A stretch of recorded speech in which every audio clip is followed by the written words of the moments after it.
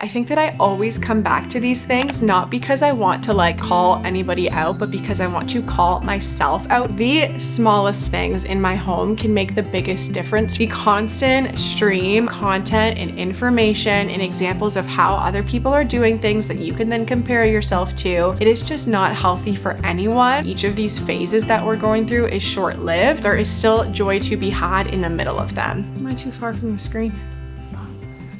That's better. Hello, you guys. Welcome back to my YouTube channel and welcome to today's video. We are going to be talking all about finding joy in motherhood today. This is a conversation that I love to have because I am definitely, like many of you guys, a human being that kind of oscillates out of periods in motherhood where it feels like things are coming really naturally and I'm just so grateful that I get to do this. And then also periods where things feel really hard and I do struggle to find joy in the mundane moments of my everyday life. So today we are going to chit chat all about what it looks like to prioritize finding joy in motherhood. We're going to talk about some of the things that I do that are a little bit more unique that I think really help me. I've also asked a number of you guys over on my Instagram to share some things that help you as well. So this list is inspired by a number of people and I really hope that it can encourage you today. Now that I have poured a little bit of this drink on myself, grab yourself a cute little drink, whether that's just sparkling water, a coffee, and let's dive into it. So the reason that I wanted to make this video and talk about this subject is because a couple of weeks ago, I was just feeling so tired, so exhausted. Our youngest has been going through some sort of sleep regression where basically she's just waking up at all hours of the night and taking a very long time to go to bed. That seems to be something that most kids go through multiple times, especially in the first couple of years of life. And one of the things that is so helpful in all of those times is remembering that everything is a season and knowing, especially firsthand as a mom of three, that those things don't last forever. But even still, when you're in the thick of it, it just feels like it's going to last forever. The days can be very exhausting and I definitely found myself in that place. And I know that something needs to shift, like very much personally, when I feel like I just need an escape. I feel like I just need a break. I want someone else to tap in and I just want to go and like be alone for a while. And then it was funny because I ended up seeing a reel actually from Catherine Christie on Instagram and she was sharing a concept actually from another mom who I believe was named Abby Wedgeworth about this thought of challenging the feeling to run away by actually doing the contradictory thing and leaning in even harder. And what they're talking about here is not necessarily doubling down on the things that are exhausting you and burning yourself out, but reframing and refining the way that you approach motherhood so that you can do it from more of a place of health than you might currently be doing it. So in Catherine's post, she was saying that the things that help her in those situations are starting to wake up before her kids again if she's not already doing that, to get some space for herself, reading her Bible more consistently, making sure that she's getting dressed for the day so she's coming in with that mentality of like being ready to work at what's ahead of her. And I thought that all of those tips were so helpful for getting out of that rut when you do feel like you are so exhausted. I wanted to make my own little list of the things that help me to find joy in motherhood when I am exhausted as well. First thing is bringing beauty into my home. And this one, I don't know, it always seems like it's kind of superficial or like how could that actually matter that much when you are just genuinely so exhausted? But for me personally, I am so impacted by my environment. I have had to really come to understand this over the years and to not feel guilty about needing the environment that I'm operating in to be not just functional and not just like manageable and tidy, but also beautiful. The smallest things in my home can make the biggest difference for me. Even just having some fresh flowers on the kitchen table or on our kitchen island when I wake up in the morning and I come out and come into that space to work for the day, having those flowers there instantly boosts my mood. Every morning when I wake up in our house, I will pull back all of the curtains, let the natural light in, and open up the windows so we can have fresh air blowing through. A great playlist playing at all hours of the day, especially when you are feeling low, can do so much for your mood. When I think back to my first year at home with my first baby, there was obviously so many things in that adjustment to becoming a mom that were hard, but what I really remember were the times that I just set the environment at home and chose to make it beautiful and chose to make it special, and that is what has stuck with me mentally. Those are the key memories that I think back on of being in our living room in the early hours of the morning, the sunlight pouring in, Bible open, hot coffee there, holding my baby, having a beautiful playlist on. Those little things, even though they are little, we can't underestimate how much they can actually shift our mood. And so when I am having a low day and just feeling not a lot of joy in motherhood, the first thing that I will do is bring beauty into my home and shift the atmosphere, because we are the creators of atmosphere in our home and we cannot underestimate that. The next thing that brings me more joy in motherhood when I'm exhausted is adjusting my expectations and setting new expectations, ones that are more realistic if I've been operating on ones that are not working for me in the current stage and season that I'm in. Knowing your season, knowing your stage are so huge. If you are in the trenches right now, like first year of having 2 under 2, you really cannot compare your situation to a mom that's got like a 3 and a 5-year-old in their house, because yes, that's still crazy and it's got its own chaotic moments, but there's also so many things that are very unique to the season that you are in. So be kind to yourself when it comes to the expectations you place on your day or what your routine should look like in your current stage. Even things like your productivity levels. You cannot expect to be getting as much done in a day as you were doing before you had your first baby, your second baby, your third baby. You have to reframe what productivity looks like in this season. Even for things like the state of your home, set realistic expectations. I will be the first to say that I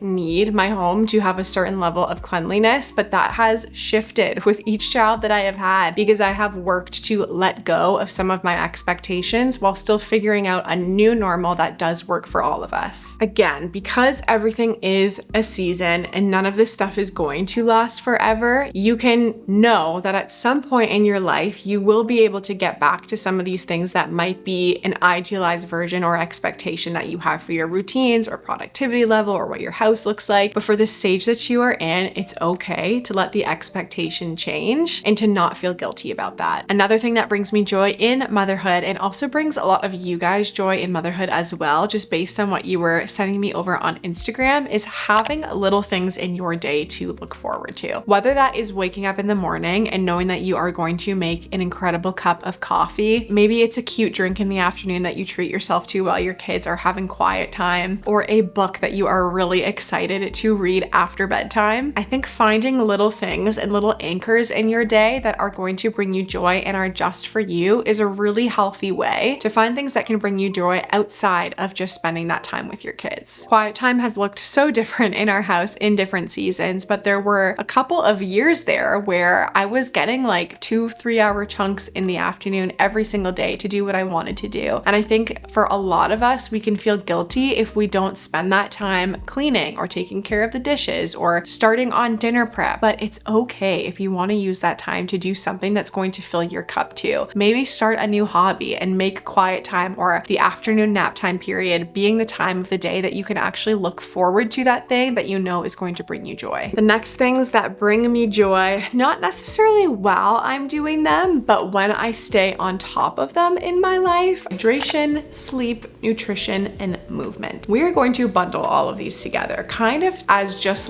basic human health is what brings me joy. And it's just because it's the reality of being a human. If you are not staying on top of these 4 key things, naturally what comes out of you is probably not always going to be joy. I think that I always come back to these things, not because I want to call anybody out, but because I want to call myself out in this. And I feel like if I'm struggling with it, there's probably also many other people that struggle with it too. But prioritizing these 4 things, I think we all want to do. We just have a hard time doing it because it feels like we're prioritizing them for other people. But I will tell you that I don't think that I have ever experienced more out of character, honestly, just anger and lack of joy than when I operate with no sleep for long periods of time. I really have to prep myself for this going into the newborn stage. I just have to be on top of going to bed earlier and not wasting the time scrolling on my phone, doing all these other things. When it comes to exercise, even when you are exhausted, doing something like a short daily walk or a quick little workout video on your phone can be enough to lift your energy and to get the endorphins moving again. Nutrition, I have been really fighting for it this year and trying to prioritize not eating really unhealthy because I don't want to eat what my kids are eating, or not eating enough because I'm just surviving off their scraps. And the thing that I am currently doubling down on in my life is hydration. I once heard someone say that if you are experiencing the feeling of like being thirsty throughout your day, that you are already dehydrated. And based on that description, I have been operating from a place of being like chronically dehydrated. If you are chasing young kids around all day, you need water, you need hydration, you need to be replenishing your electrolytes. And that is why I am working with Element on today's video. To be honest with you, I did not realize how important electrolytes are to the just general healthy functioning of your body. But things like nerve impulses, hormonal regulation, nutrient absorption, and fluid balance are all impacted by electrolyte deficiency. So if you are dealing with things like headaches, muscle cramps, fatigue, sleeplessness, these can all be signs and symptoms of electrolyte deficiency in your body. Element, which is what I am drinking here today, is an electrolyte drink mix that contains everything that you need and nothing that you don't. It has a science-backed electrolyte ratio of 1,000 milligrams of sodium, 200 milligrams of potassium, and 60 milligrams of magnesium, and all of their drink mixes contain 0 sugar. They also have no coloring, no artificial sweeteners, no fillers, no gluten. And if you are anything like me, you may have sequestered the need for electrolytes to athletes, people like NBA stars, NFL players, but believe me, you need your electrolytes to be replenished as well. As I mentioned, they do come in little drink mix packets that are super convenient to keep in your house, pop in your purse, throw in the diaper bag, and actually mix with water throughout the day to keep you hydrated. And they have also recently launched cases of Element in sparkling drinks as well. So that is what I am drinking here. It's the same great flavors that people know and love, like watermelon salt, black cherry lime, which is my personal favorite, grapefruit salt, and citrus salt. So you can have cans of sparkling Element in your fridge for when you want to just grab a drink that you know is going to hydrate you as well. If hydration is something that you know you struggle with and you are dealing with some of those signs of electrolyte deficiency, Element wants to help you out. Right now, Element is offering viewers of my channel a free 8-count sample pack of their most popular drink mix flavors with any order. That is 8 free servings with any order, which is a really great way to try some of the different flavors or to share it with a friend. So if you want to claim those free drink mixes, all you have to do is go to drinkelement.com/Beth. And this deal is only available through my link. So that is drinklmnt.com/Beth. I will put that up here on the screen and down in the description box. And thank you so much to Element for working with me on today's video. Another thing that brings me joy in motherhood when I'm exhausted is letting go of the mom that I thought I would be. This is not a one-time thing. I think that this happens at multiple different points in motherhood as your kids get older and as you approach different challenges that you haven't had to approach before. I think we can all relate to, like, when we find out we're pregnant, having the mental vision board of what this is going to look like. Like, I am going to be a co-sleeping mom, or I am definitely not going to be a co-sleeping mom. I am going to show my kids educational shows, or I am never going to show them that. I'm going to homeschool. I'm going to do public school. I'm going to do this or this. And then all of a sudden, when you actually become a mom and the rubber meets the road, what you're left with is not this idealized version anymore. You're actually just met with the reality of how you really do parent. And I think sometimes it can be hard for us to reconcile the mom that we thought we would be with the mom that we actually are. What we have to remember though is that we are not called to be the idealized version of ourselves, especially as moms. There is really no one that is putting that expectation on us except for ourselves. Sometimes I have to remind myself that my kids cannot see this idealized version that I had in my head. They're not able to see some sort of expectation versus reality. That is something that only exists in my head, and it's robbing me joy. So if you ever find yourself just feeling guilty and kind of bogged down thinking about like what you wish that you were and thought you would be as opposed to what you actually are, do your best to let that go. Doesn't mean that we don't wake up and do our best every single day, but it does mean that if our best in reality doesn't line up with some unrealistic expectation that we had,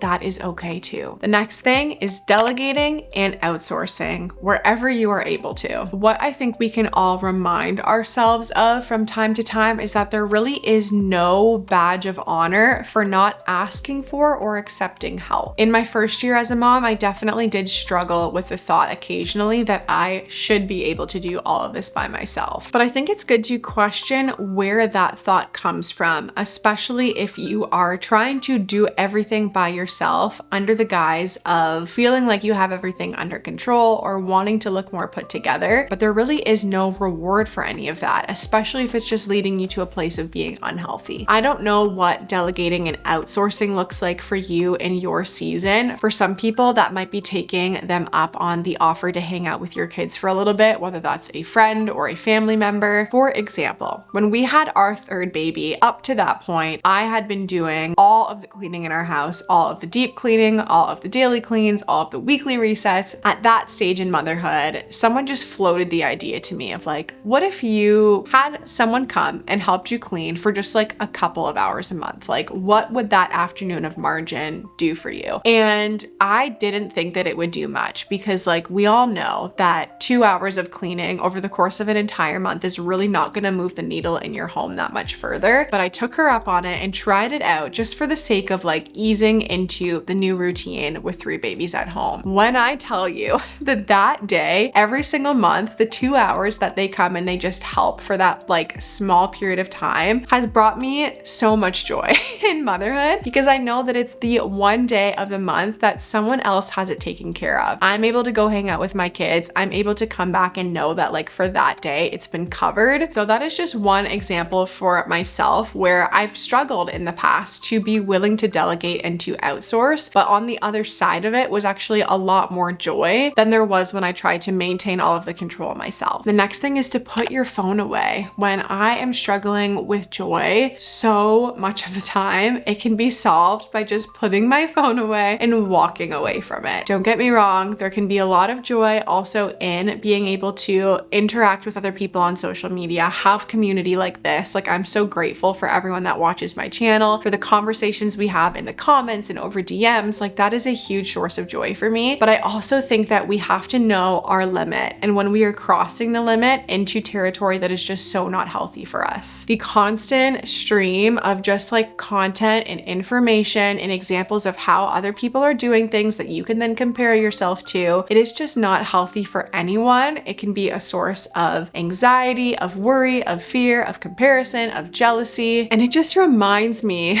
of this parable that Jesus is using in Matthew 5, talking about sin, basically being like, if your right hand is causing you to stumble, cut it off and throw it far away from you. Like, get that thing out of here if you know and can pinpoint that that's what's causing you to stumble. And it's hard because it's like, yes, these things, our phones, are so helpful for us in so many ways. It's the way that our world works now. But I think a lot of us would do well with just taking Jesus up on that offer to just cut it off once in a while, especially if you know that it's become this breeding ground for you of those things that I mentioned, of anxiety and worry and fear and comparison. When you start to feel that creeping in, it's time to take a break from your phone. Maybe for you, that's just a few social media apps that you can delete from your phone. You can brick yourself out of them. Whatever you need to do. I have just started to notice in myself that when I feel the joy start to go, that one of the best things that I can do in those moments is to remove my phone from the equation and get more present with my kids. And when we remove the phone from the equation, let's replace it with other people in real life. And that's why the next thing that I would say brings me joy is just spending time with girls. Set up a girl night for yourself. Set up a conversation, a coffee with a friend. Maybe it's a mom group that happens weekly at your house. There is so much joy in community and doing life alongside other people. And I know it can be hard to make new friends or to introduce people in your home when it feels like everything is just not at its best. Like, you may not feel like you're at your best. You feel like your house is kind of crazy and it's just like chaotic chasing your children around. But one of the really nice things about other moms is they get that too. And I have just found so much joy, especially in the times where I have opened my home up to a group of other women with children, and we've just been able to encourage one another, ask each other how we're doing, swap back funny stories about what's happening with our kids, and just remind each other that each of these phases that we're going through is short-lived and that there is still joy to be had in the middle of them. I know that finding friends can feel really hard in this day and age, but for me, like, the best relationships that I have found have always just been through other moms at church that I've been able to connect with really well. I know that there are also local groups for things like this, that there are, if your child is enrolled in some sort of extracurricular activity like dance, or even if there's another mom at the library, work up the boldness to just go over and say hi and be the first one to to offer your house up for a play date. None of us are above needing to have good, strong, and solid friendships in our lives. And again, they can be such a source of joy. And that's one of the first things that I tap into when I'm really struggling with that in motherhood. The next thing that can bring me a lot of joy in motherhood when I am just really tired is this concept of flashing forward. And basically it's this thought of like, if I in the future was to look back at this situation, what would I wish that I have done more of? Or what would I wish that I had done less of in that moment? And I often think about this when it comes to the everyday, like management of the home, but also the kids and the kids asking to spend time with you, to read a book, to play, to go outside, all of these different things. I can often find myself getting stuck in the trap of feeling like the home, all of those things need to get done and they need to get done in a certain time frame, and saying no or hold on or later to the kids to prioritize the home. Don't get me wrong, the prioritization of the home is really important, and the kids also need to see that it's important and be brought into that alongside you. However, there are times in the day where what's most important is actually putting all of that stuff on hold for a minute and saying yes to being intentional with your kids. When I look back at my life, when I am like 85 years old and my kids are grown, the thing that I am not going to wish that I prioritized more will be the cleaning of my house. The thing that I'm gonna wish I said yes to more is actually just spending time connecting with my kids when they were little, knowing that that time was so short-lived and I would never get it back. And this is not to bring any shame for saying yes to taking care of the home and putting play on pause, because again, there are times that we need to do that, and I do that many times throughout the day as well. But I think it is good in those moments where that frustration is really welling up and it's like, how can I balance all of these things? It's okay to be like, you can't.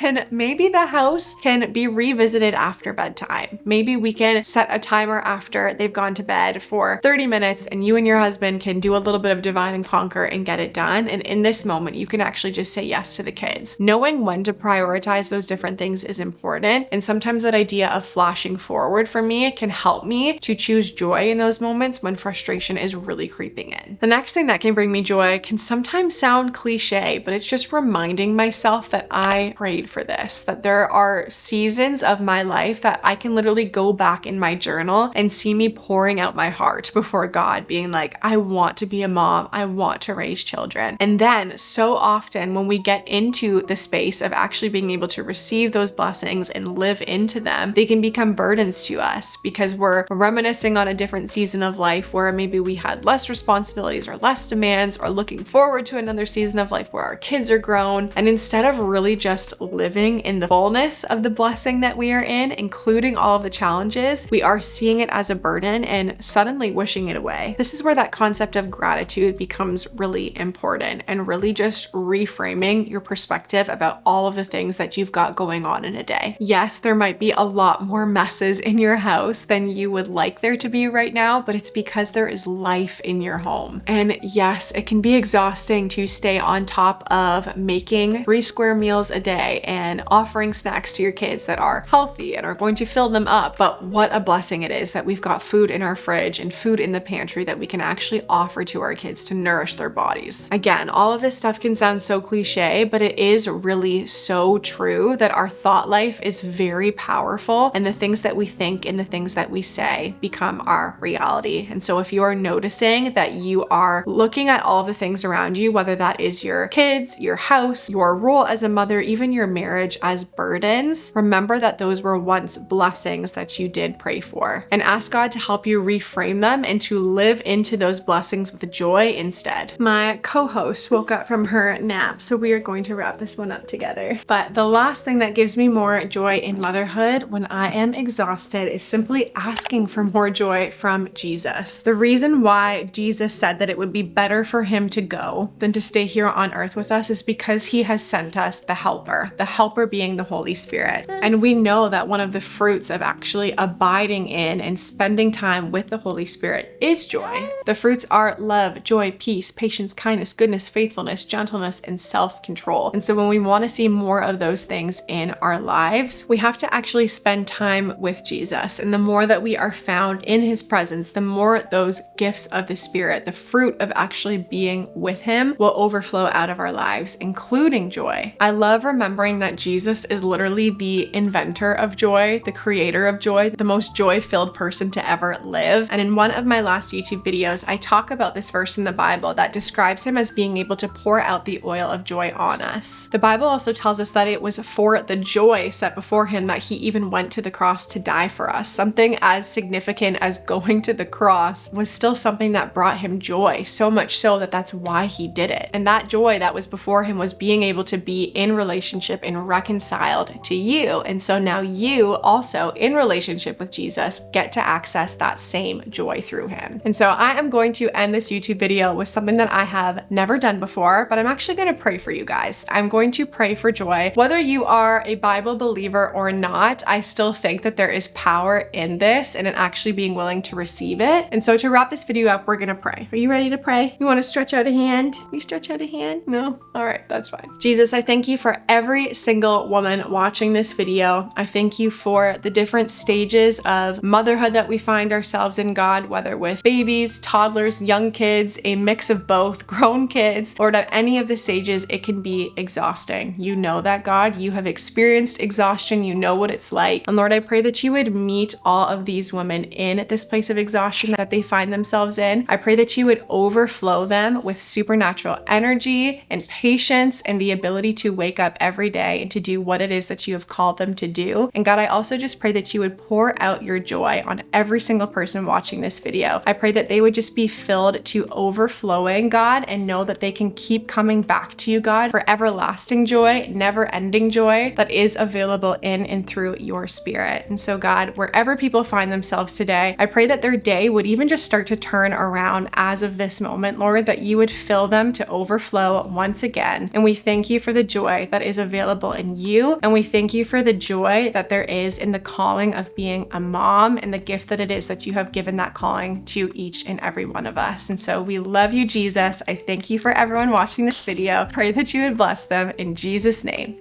Amen. Can you say amen? Well, you guys, that is everything that I have for you today around finding joy in motherhood. I hope that this video could encourage you and equip you for the stage that you are in. If you didn't get to join in the conversation around joy in motherhood over on my Instagram at Beth Grace Moore, I would love for you to head over there and follow along, whether you want to be involved in future videos or if you just want to see more of the behind the scenes of my life. But before I wrap up, I did want to remind you that if any of you are interested in checking out Element for their electrolyte drink mixes or their sparkling cans of electrolyte drinks, that I do have an offer with them. If you head to the link up on the screen here or down in the description box, remember that you can get 8 of their sample packs for free to try out their different flavors. So thank you again to Element for working with me on today's video. Thank you guys so much for watching. And as always, I love you guys. I'm praying for you and I will see you soon. Bye.